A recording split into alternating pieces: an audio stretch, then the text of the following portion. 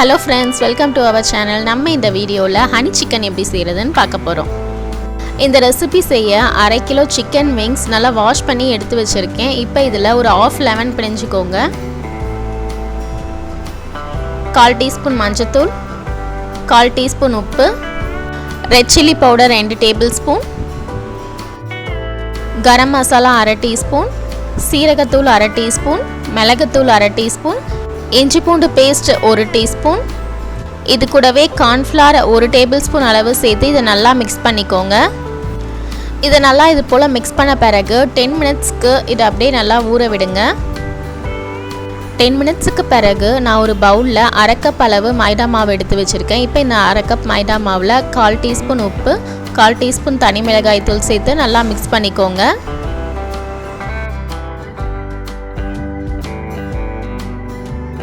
இப்போ நம்ம ஊற வச்சிருக்க சிக்கன் விங்ஸை இந்த மாவில் டிப் பண்ணி ஒரு பிளேட்டில் எடுத்து வச்சிடுங்க.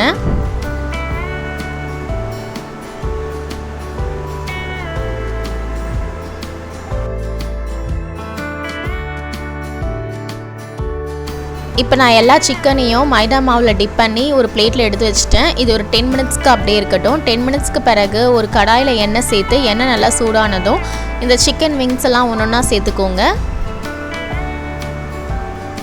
சிக்கன் சேர்க்கும் போது ஹை ஃப்ளேமில் வச்சுக்கோங்க. இது ஒரு வாட்டி திருப்பி போட்ட பிறகு மீடியம் ஃப்ளேமில் வச்சு நல்லா ஃப்ரை பண்ணி எடுத்துக்கோங்க.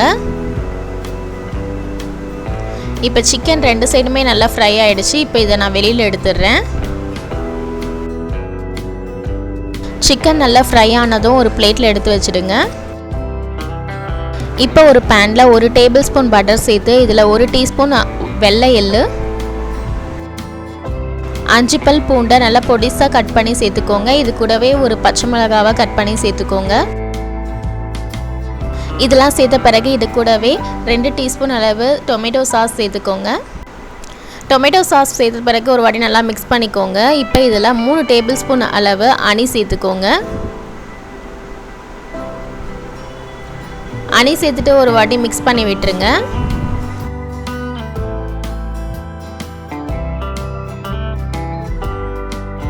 இப்போ இதில் நம்ம ஃப்ரை பண்ணி வச்சுருக்க சிக்கன் விங்ஸை சேர்த்துக்கோங்க. இது கூடவே ஸ்ப்ரிங் ஆனியன்ஸ் கொஞ்சம். இப்போ சிக்கன் நல்லா ஹனியில் பிளெண்ட் ஆகிற அளவு நல்லா மிக்ஸ் பண்ணிக்கோங்க. ஹனி சேர்த்த பிறகு சிக்கன்லாம் நல்லா மிக்ஸ் ஆனதுமே ஃப்ளேம் ஆஃப் பண்ணிவிடுங்க. இப்போ சிக்கன் கூட ஹனி நல்லாவே மிக்ஸ் ஆகிடுச்சு. இப்போ நான் ஃப்ளேம் ஆஃப் பண்ணிவிட்டேன்.